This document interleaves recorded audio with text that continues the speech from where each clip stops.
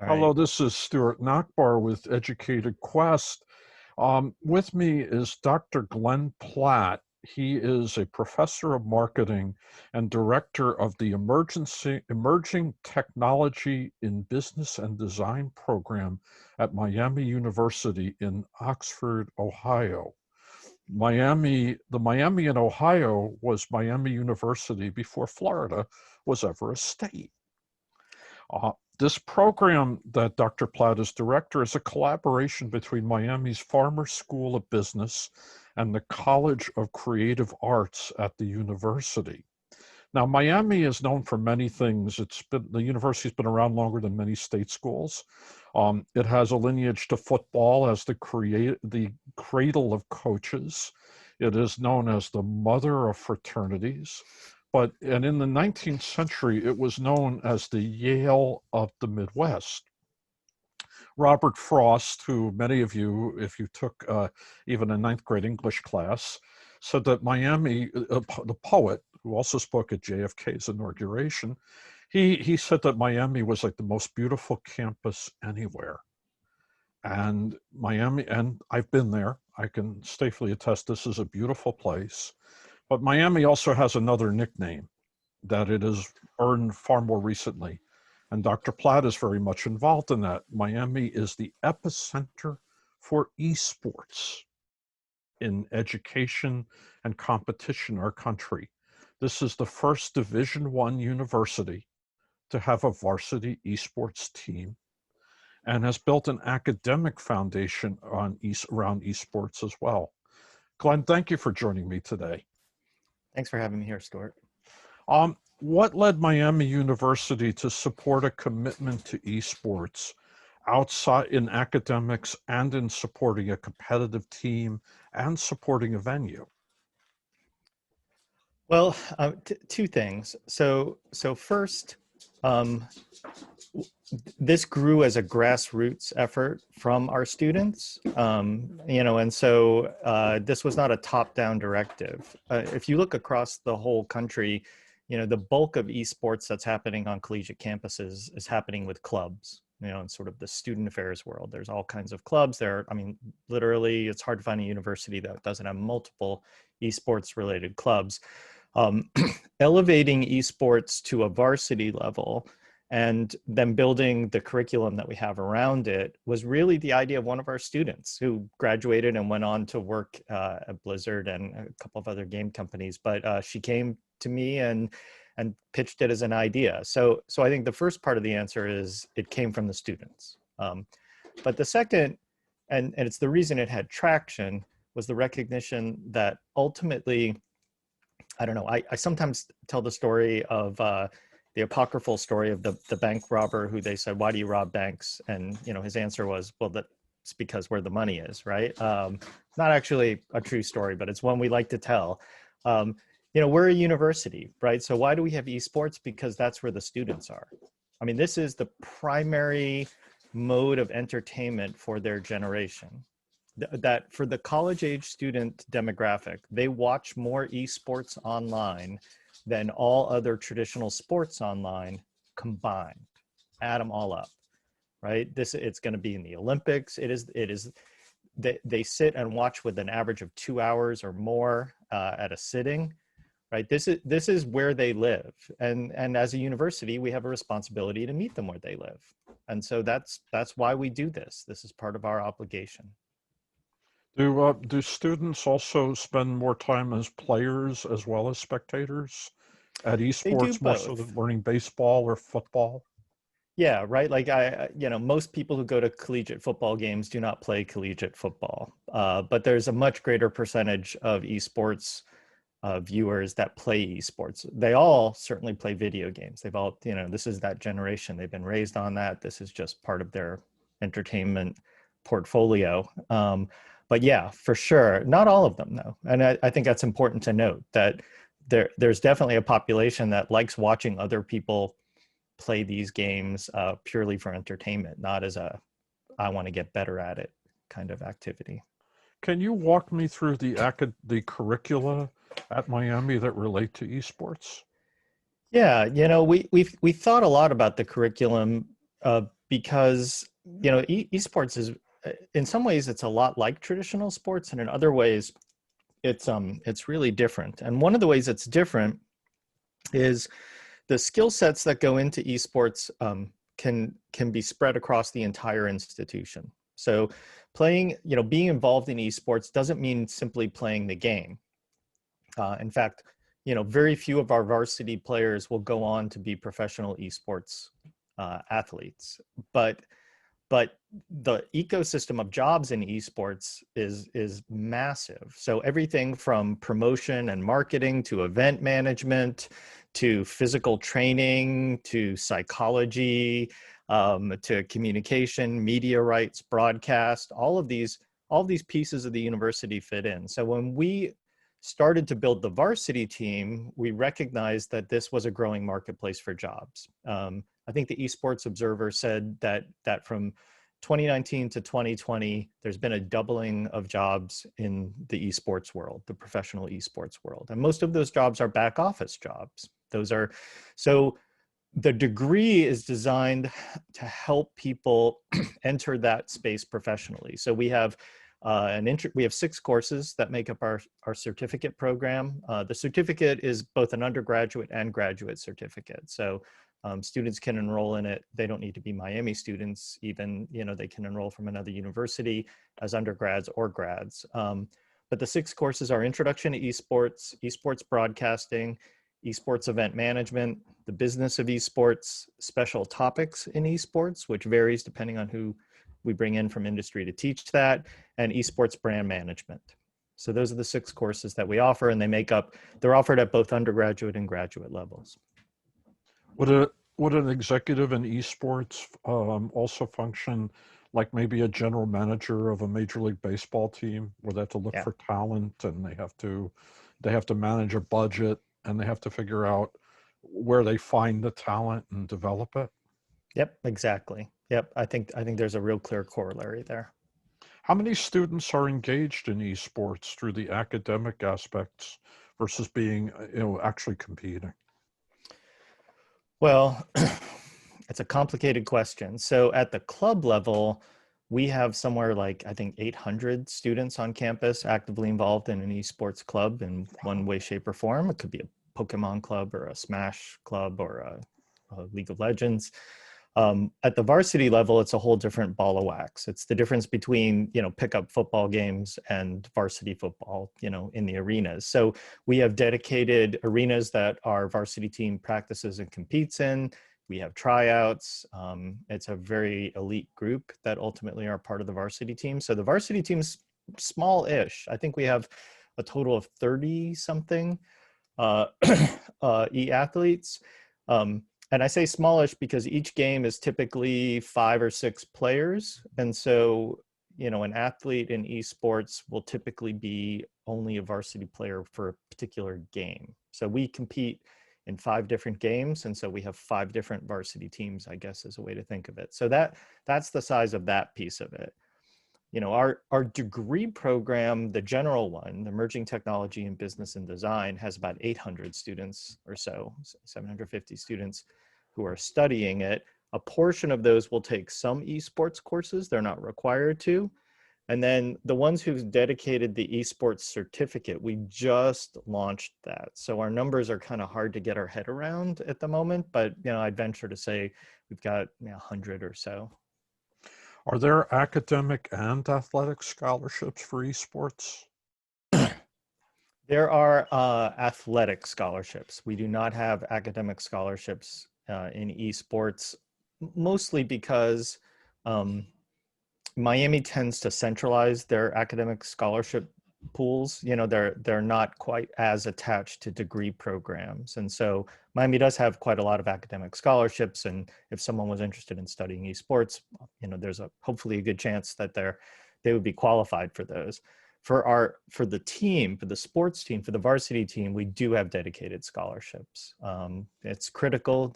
You can't compete and be a player in the collegiate space without scholarships. There's an arms race right now, and you know, there's some schools that offer full ride scholarships to their entire team. Right? That's the space we're competing in. We're not quite that well funded, But we do offer significant scholarship money to our players.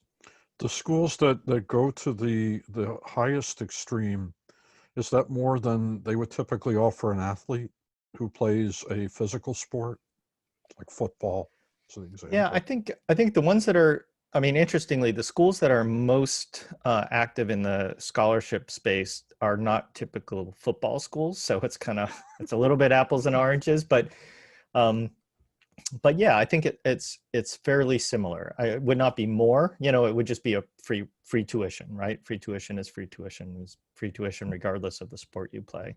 Um, yeah, I think that's probably the best way to characterize it. But now, does Miami go actively recruits prospective students for those scholarships? We do. I would say the way our recruiting tends to work, about a third of it is our effort and two-thirds of it is their effort. I mean, we get, I'm not exaggerating when I say every day, every other day, I'll get an email from someone who says, you know, hey, I'm a high school student here. I am this rank in this game. I'm interested in your varsity team. You know, do you think that there would be scholarship opportunities for us?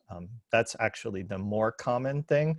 It's a little harder to go out and recruit because, you know, there are privacy issues. There's not a real recruiting pipeline, you know, like with traditional sports, there are ways you do recruiting, right? There are certain games you go to and you watch people play those games and that kind of thing. And it hasn't quite evolved at the high school level enough that it's like there's an event you go to and you try to recruit high school players from it. It's just the space isn't that evolved. And the identity of players on the global ranking systems don't indicate age, right? Like, so, you know, I could go look at the top 20 players in the world in League of Legends and not know which of those are in high school.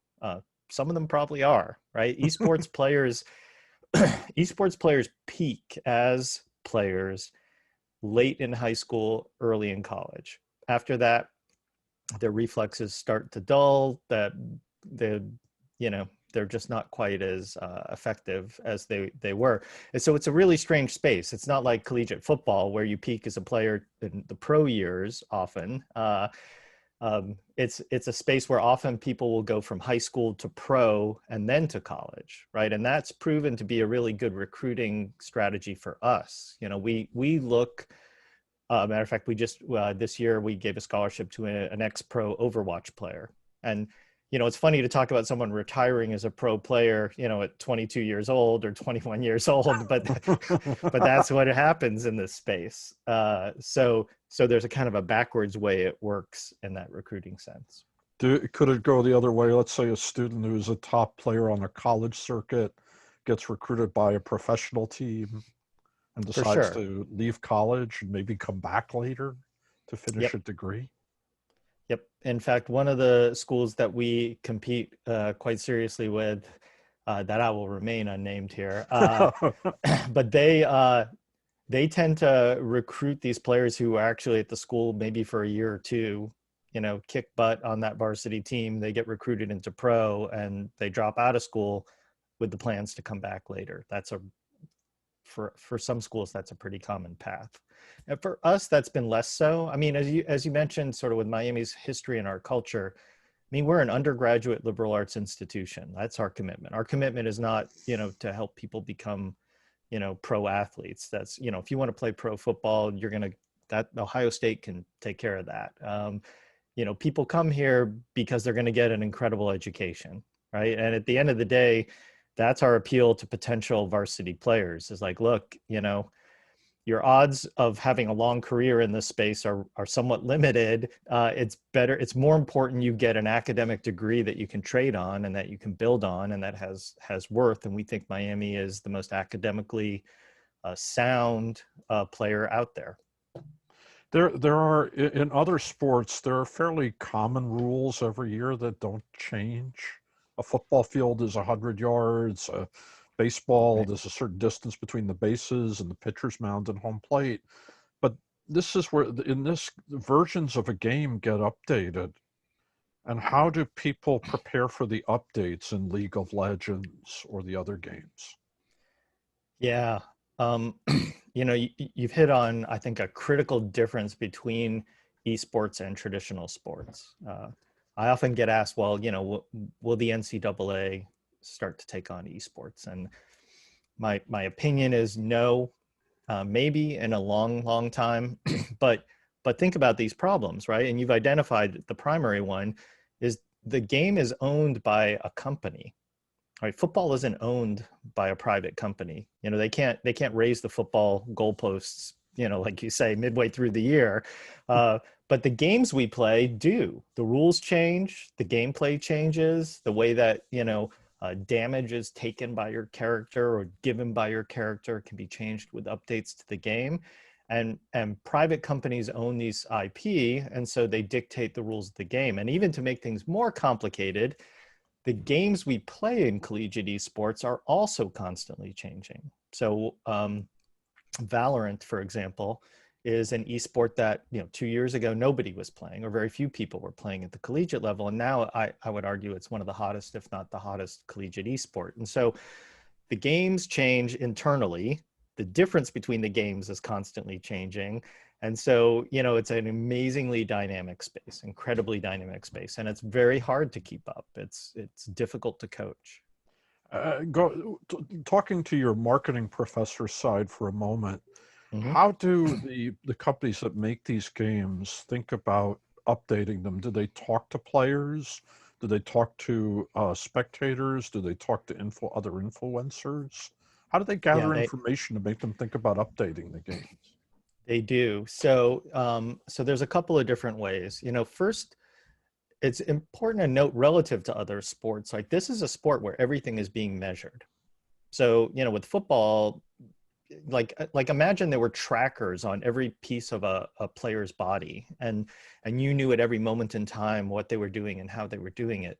The game publishers have this, right? They know when people give up on a game. They know when people seem to peter out. They know what's working and what's not working because they have all of this data. So I think there's raw data that informs this. And then, the game publishers that I've spent time with, they have deep UX research folks. They've got focus groups. They have dedicated super fans. They have what are called Discord spaces. So this is kind of like Slack. If you use Slack, there's sort of a communication tool called Discord that's really common in games.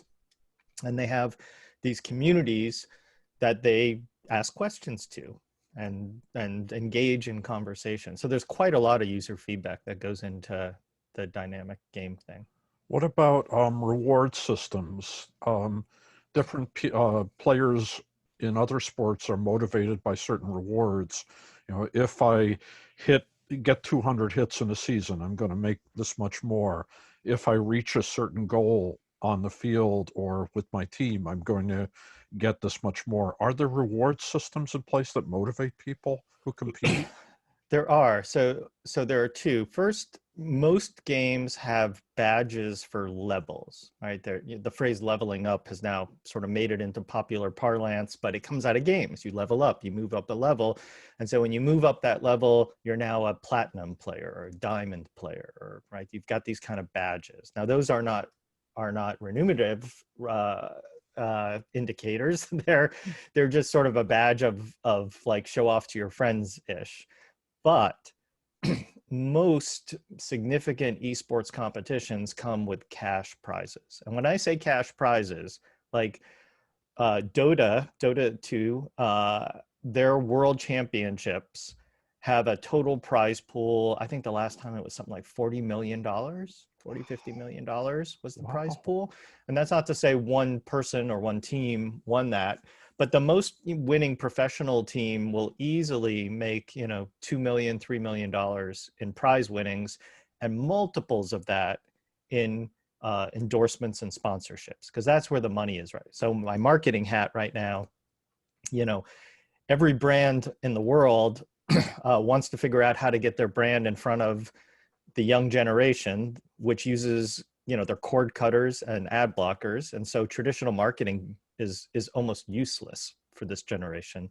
And esports, like I said, the average time they're watching is 2 hours long. And so, when a game, like a collegiate game player, has their own personal feed, like a streaming feed on Twitch, um, the ads and sort of there's a lot of monetization opportunities that they will have as an individual regardless of how much they win in competition. So compared to other traditional sports, there's a lot of money that can be made at the collegiate and amateur and even high school level. Keeping the marketing hat on again for a moment, do you see brand extensions in for traditional sports into esports? I mean, I can picture auto racing being one. I can't get in the Indy 500, but maybe I can be in a virtual uh, version of that race. Do you see more brand extensions coming? We do.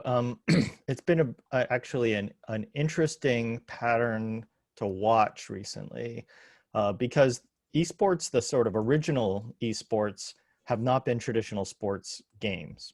Maybe FIFA, you could argue, but League of Legends and Call of Duty and Dota, right, Overwatch, these aren't traditional sports.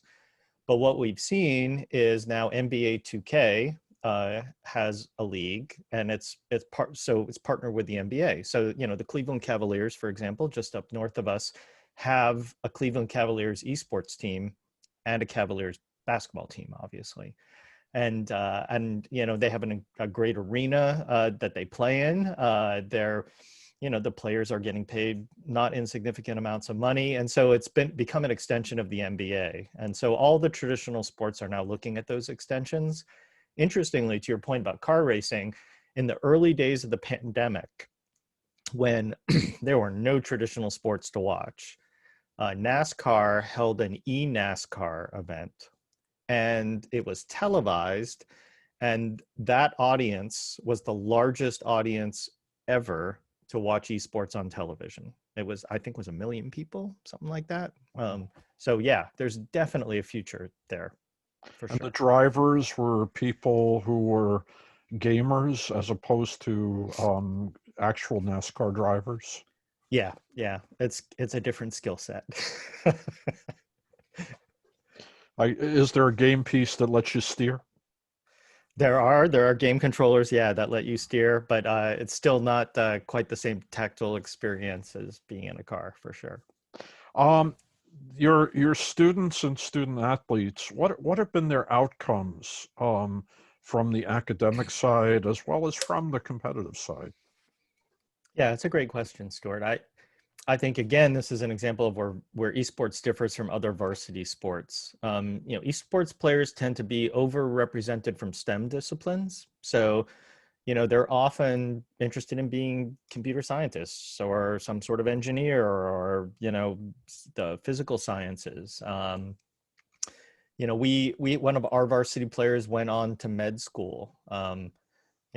Some of them have gone into the game industry, but I would definitely make the case, I think, across all collegiate esports, a majority of the students who come out of these varsity programs do something else, right? This is not going to be the career for them. So they're all over the place. There's no single place they tend to go to. And even though I was talking earlier about how jobs in the esports industry are growing, like saying it's doubling is a powerful statistic, but you can double from 10 to 20. So that's Yes. not literally the numbers, but right, it's still a relatively small space. And so most of these folks are going to go on and do something else. This is just something they're passionate about.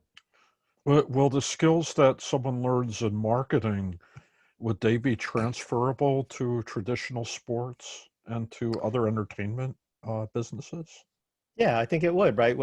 On the business side of our curriculum in esports, or even the interns that are business interns for our varsity team, they're learning about media rights and buying ads and content marketing and how to work with influencers, right? And that's definitely transferable. I mean, not just to other sports; it's transferable to brand marketing as well. So yeah, I think at the end of the day, these are about fundamentals of how do you promote something, right? And that works everywhere.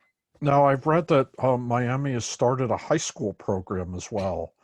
Could you talk a little bit about that, and then what other ventures might the university go into related to esports? Yeah. As I mentioned earlier, high school is actually where the big action is in esports right now. Just because, like I said, players are often sort of pro quality in high school, and there's so many high schools. Um, so our particular venture into that was to help one of our local high schools um, build their own esports teams. So I'll put a pin in that for a second and just say there are players right now. When I say players, like there are companies, startups that are doing kind of league management and play management and competition management across high schools. So that is not a space we're interested in getting into. There are businesses that are built around that.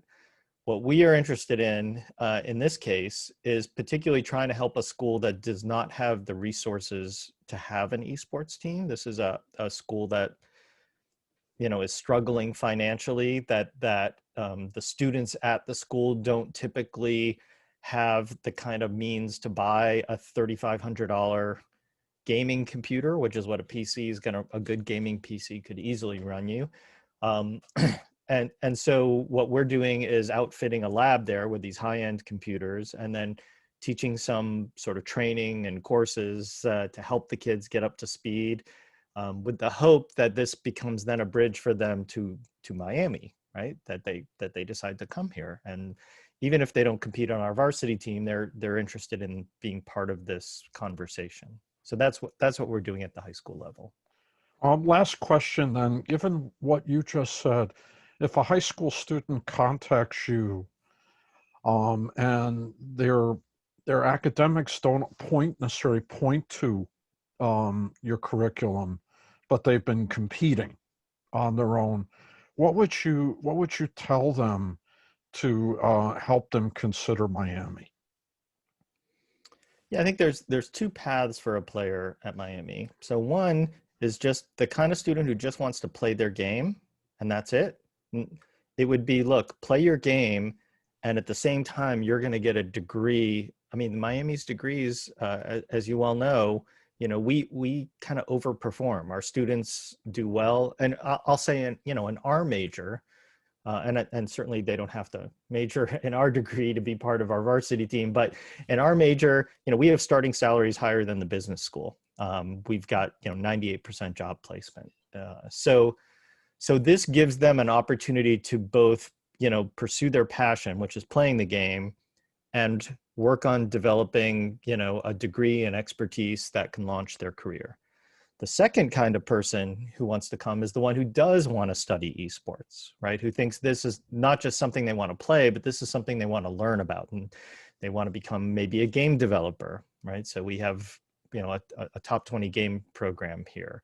Maybe they want to get into digital marketing and social media marketing, and they're going to come at it from that perspective. So there is definitely an academic path where all of this kind of comes together. Not all our players want to do that, right? I mentioned we had a player graduate recently and went to med school. He had no interest in studying esports. It was not at all of interest to him. He just loved playing it, right? So I think you need to have both opportunities for high school students. Glenn, thank you very much for your time today. I really enjoyed this. Well, I appreciate you asking me. We're very excited about what we're doing here at Miami. We're growing it. We're building new arenas. Even as we speak, we're building a couple new arenas on campus for competition. And then Miami's leaning heavily into this. We think this is the future of sport at the collegiate level. Thank you again. Take care.